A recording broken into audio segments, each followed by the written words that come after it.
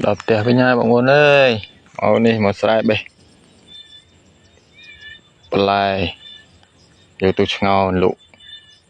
anh ấy trôi sao màu prey,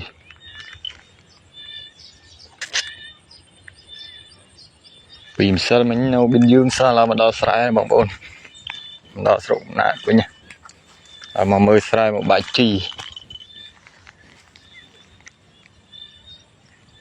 sau chanh mùi mùi này, phải chỉ mà tết tiết chanh ở trong đâu mà.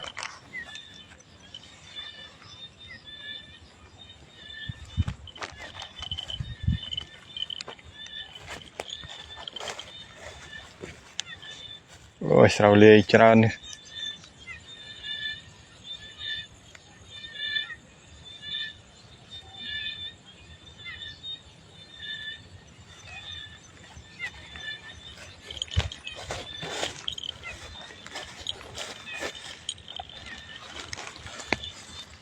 qua bài chan cái trái đây nó khang này nằm được chẹn này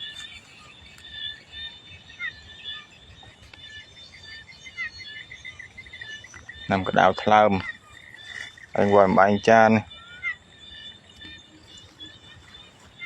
này qua sao màu prey cháy nè trôi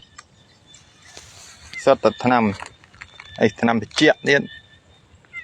nằm địch bàn nan lũ này trôi sao màu cái sao màu quá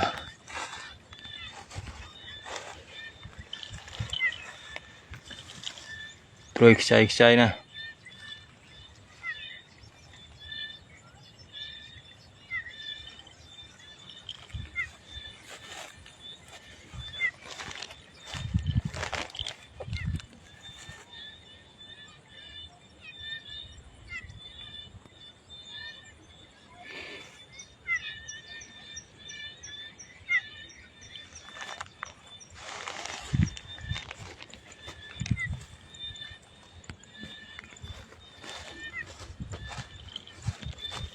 qua máy chan cho nó này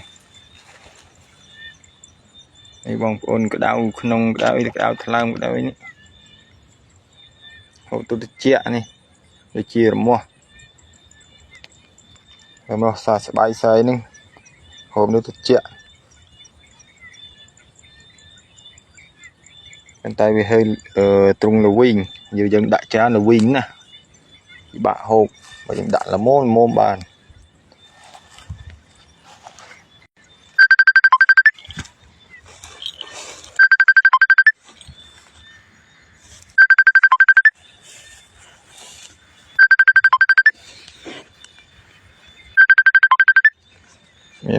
nhôm tệ